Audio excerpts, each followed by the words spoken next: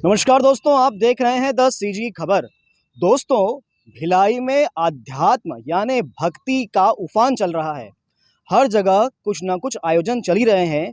जहां भिलाई में एक और स्टेडियम में पंडित प्रदीप मिश्रा जी आ रहे हैं, वहीं भिलाई के दूसरी छोर में वैकुंठ धाम के इस ग्राउंड में एक और बड़ा भव्य आयोजन किया जा रहा है। और यह भव्य आयोजन है श्री लक्ष्मी नारायण यज्ञ का।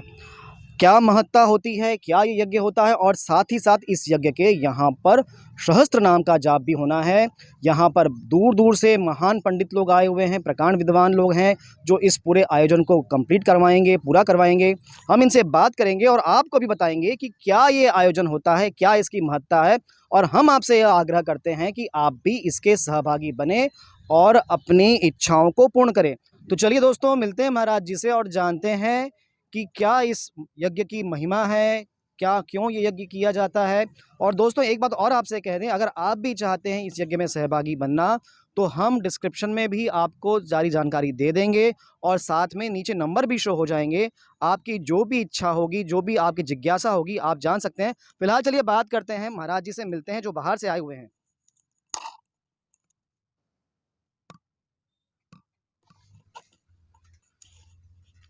महाराज जी प्रणाम। महाराज जी, ये जो यज्ञ हो रहा है श्री लक्ष्मी नारायण महायज्ञ, तो ये यज्ञ की क्या महिमा है। जैसा कि नॉर्मली हमने सुना हुआ है कि जो यज्ञ होते हैं वो अलग अलग उद्देश्यों के लिए किए जाते हैं। तो ये जो यज्ञ महाराज जी किया जा रहा है, इसका क्या उद्देश्य होता है। इसका उद्देश्य नाम ही है लक्ष्मी नारायण यज्ञ। लक्ष्मी जहाँ होती है, लक्ष्मी से हर प्रकार के सुखों की प्राप्ति की जा सकती है। और ये केवल लौकिक सुख ही नहीं बल्कि पारलौकिक सुख की भी प्राप्ति होती है यहाँ। तो भौतिक सुखों के साथ में पारलौकिक सुख की प्राप्ति जहाँ हो, उस यज्ञ का नाम होता है श्री लक्ष्मी नारायण महायज्ञ। और यज्ञ अपने वैदिक सनातन संस्कृति में हम लोग कहते हैं सर्वे भवन्तु सुखिनः, सर्वे सन्तु निरामयाः, सर्वे भद्राणि पश्यन्तु, माँ कश्चित् दुःख भाग् भवेत्। यहाँ ये नहीं कहा गया कि आपका कल्याण हो या इस व्यक्ति का, अमुक व्यक्ति का कल्याण हो, यहाँ या इस धर्म का, इस जाति का कल्याण हो। यहाँ हम सब का कल्याण, सबके हित का, सब निरोगी हों, सब स्वस्थ हों और सब हर प्रकार से सुखी हों, ये हमारा उद्देश्य रहता है। और इस यज्ञ में या अन्य कोई भी यज्ञ होते हैं, वो यज्ञ किसी व्यक्ति विशेष के पर्सनल नहीं होते हैं, सब लोगों का सहयोग होता है। किसी का आर्थिक सहयोग होता है, तो किसी का शारीरिक सहयोग होता है, किसी का मानसिक सहयोग, अपना दिमाग से बताते हैं कि ऐसा किया जाए तो ऐसा होगा। तो इस तरह से सबका सहयोग, और जो इसमें सहयोग देते हैं विशेष रूप से उनका तो कल्याण होना सुनिश्चित ही है। बाकी जो हाँ यज्ञ होते हैं, उस यज्ञ के बहुत दूर दूर तक, बहुत दूर की सीमा तक जितना वायु होता है, प्रदूषण होता है, या जो भी किसी प्रकार का बैक्टीरिया होता है, वो समाप्त होता है। इसका यज्ञ का जो धुआं होता है बहुत दूर दूर तक जाता है। और जहाँ तक ये धुआं या इसका आवाज़ जाता है, जैसे तमाम तरह की महामारियां, बीमारियां सब आ रही हैं, वहाँ उन क्षेत्रों में जहाँ यज्ञ होते हैं, उन क्षेत्रों में किसी भी प्रकार की बीमारी नहीं हो सकती है। इसमें किसी प्रकार का संदेह नहीं है और न होना चाहिए। मतलब हम ये मान सकते हैं कि भौतिक सुखों की प्राप्ति के लिए यज्ञ किया जाता है। बिल्कुल। अच्छा, साथ साथ में यहाँ पे सहस्त्राचन भी हो रहा है। तो ये सहस्त्राचन क्या होता है और इसका क्या उद्देश्य क्या होता है। ये भगवान विष्णु के या लक्ष्मी जी के 1000 नाम होते हैं, 1000 नाम।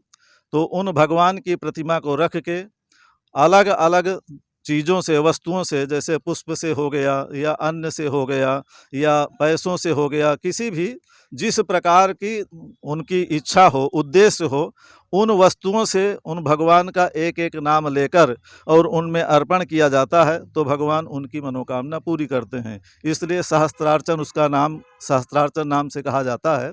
तो वही उनका कार्य यही होता है कि उनकी प्रतिमा में अमुक अमुक वस्तुओं से 1000 बार उनमें चढ़ाया जाता है। तो यहाँ एक बार कहने से भगवान कहते हैं ना, राम राम सब कोई कहे दशरथ कहे न कोय, और एक बार दशरथ कहे तो कोटि यज्ञ फल होए। एक बार करने से, कहने से भगवान सुनते हैं। तो जहाँ यहाँ 1000 बार कहा जाएगा किसी व्यक्ति को, यहाँ समाज में ही किसी व्यक्ति को एक ही चीज़ को बार बार कहा जाएगा, उस व्यक्ति को करना पड़ेगा। एक बार में मान लो नहीं सुना, इधर उधर कर दिया, तो जिस व्यक्ति को जिस चीज़ को 1000 बार कहा जाएगा, मन में भाव रहेगा, पुत्र की कामना है, जिनके संतान नहीं हो रही, पुत्र की कामना से वो कार्य कर रहे हैं, तो मन में तो भाव है कि हम पुत्र की कामना से ये कार्य कर रहे हैं। जिनके विवाह नहीं हो रहे हैं, उनका विवाह के हेतु मन में भाव रहेगा कि हम ये कार्य विवाह के हेतु कर रहे हैं। या विवाह तो हो गया है, लेकिन दोनों दंपतियों में आपस में संभाव नहीं है, तो वहाँ भी उस भाव को करते हुए अगर करते हैं, तो जिस तरह से लक्ष्मी और नारायण में अटूट संबंध बनता है, उस तरह से अपने पारिवारिक संबंध बनते हैं। ये लक्ष्मी नारायण महायज्ञ की विशेषता है। तो दोस्तों, आपको ये दोनों ही चीज़ों का महत्व समझ में आ गया होगा। श्री लक्ष्मी नारायण यज्ञ क्यों किया जा रहा है और यह सहस्त्रार्चन क्यों किया जा रहा है। अब जानते हैं कि आप भी इसमें सहभागी कैसे बन सकते हैं, आप कैसे जुड़ सकते हैं। तो इस पूरे क्रियाकलाप को देखने वाले, संचालित करने वाले महाराज जी भी हमारे साथ में, इनसे बात करेंगे और जानेंगे कि आप कैसे जुड़ पाएंगे। तो दोस्तों, हमारे साथ जयप्रकाश शुक्ला जी हैं।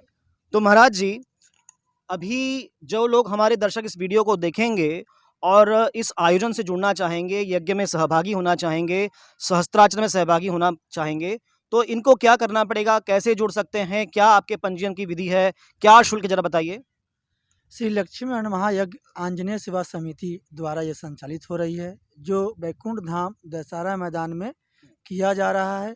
ये सबके हित के लिए, जन कल्याण के लिए, राष्ट्र कल्याण के लिए, हर एक प्रकार की मनोकामनाओं को पूर्ण करने के लिए, हर कार्य को पूर्ण करने के लिए जगत के पिता परमेश्वर श्री लक्ष्मी नारायण जी हैं, जो जगत के पालनहार हैं।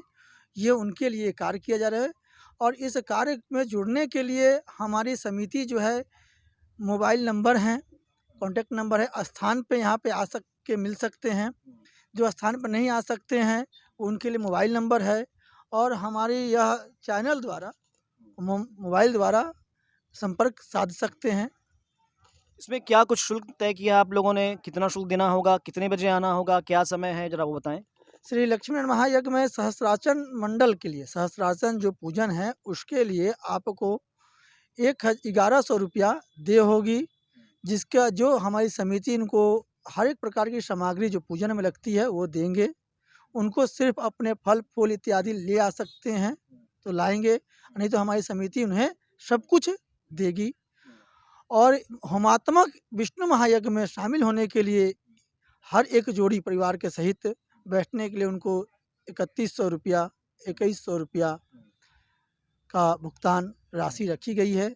जो इस यज्ञ में खर्च हैं, उस खर्च की शुल्क ली जा रही है। सिर्फ उनसे किसी भी प्रकार का अनावश्यक धन की इच्छा या किसी भी प्रकार की अनावश्यक की चीज़ों की आवश्यकता नहीं है। वह जो आवश्यकता है उसी आवश्यकता वो दें, और इस यज्ञ को में शामिल होकर और यज्ञ कर कर अपना और मनुष्य जीवन का और जन कल्याण का और अपने समाज का कल्याण करने में अपना महत्वपूर्ण सहयोग प्रदान करें। तो दोस्तों, 1100 रुपये शुल्क है सहस्त्रार्चन में भाग लेने के लिए, सहस्त्रार्चन कराने के लिए, और 2100 रुपये, 3100 रुपये का शुल्क रखा गया है हवन के लिए। जो सामग्री होगी वो सामग्री आपको यहीं से दी जाएगी। आपको केवल पुष्प या फल लेकर आना है, बाकी अन्य कोई सामग्री लेकर नहीं आना है। तो महाराज जी, कब से ये आयोजन प्रारंभ हो जाएगा, कब से लोगों को आना होगा और कब तक पंजीयन करवा सकते हैं? जैसा हम सुन रहे हैं कि कल से ही आयोजन शुरू होगा, और जिन लोगों को देर से जानकारी मिल पा रही है होगी या कोई बाहर होंगे, 2-3 दिन बाद यहाँ आ पाएंगे, तो चूंकि हमारी जो जानकारी है लगभग 9-10 दिन, 13 दिन चलने वाला कार्यक्रम है, तो क्या वो बाद में भी करवा सकते हैं अपना पंजीयन, क्योंकि अभी तो अनवरत चलने वाला है? जी, यह यज्ञ लक्ष्मी महायज्ञ 23 अप्रैल को दिन, रविवार के दिन, अक्षय तृतीया के दिन कलश यात्रा हुई। 24 तारीख सोमवार आज के दिन यज्ञ में जो हमारी स्तंभ की पूजन, वेदियों की स्थापना, देवताओं का आवाहन, सबकी पूजन होगी। 25 तारीख बुध मंगलवार के दिन प्रातः काल 10:30 से 11:30 के बीच में मध्य में अग्नि स्थापना होगी, जो काशी के आए हुए महान विद्वानों द्वारा अग्नि मंथन द्वारा इस यज्ञ में अग्नि प्रज्वलित की जाएगी और वहीं से हमारी आहुति प्रारंभ होगी। और सहस्रार्चन जो है वह यज्ञ प्रारंभ होने से पूर्व और यज्ञ के मध्य में जो विराम होते हैं उसके बीच में सहस्रार्चन किया जाएगा।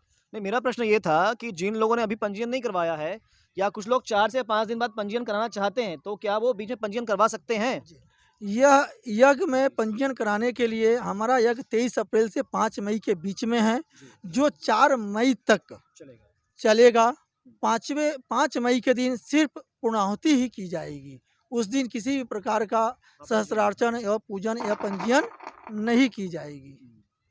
तो दोस्तों, ये आयोजन और ये जप आपके स्वयं के मनोरथ को पूर्ण करने के लिए बहुत महत्वपूर्ण है। हम नंबर डिस्क्रिप्शन में डाल देंगे, नीचे भी नंबर आपको मिल जाएंगे, आप बात कर लीजिए और जो भी जानकारी है प्राप्त कीजिए। और हमारी भी इच्छा है कि आप भी जुड़े और अधिक जानकारी प्राप्त करने के लिए पंडित से आप यहाँ पर आकर मिल सकते हैं बैकुंठ धाम मंदिर में। तो इसी प्रकार की खबरों को जानने के लिए, देखने के लिए बने रहें हमारे साथ में और सब्सक्राइब करें द सीजी खबर। धन्यवाद।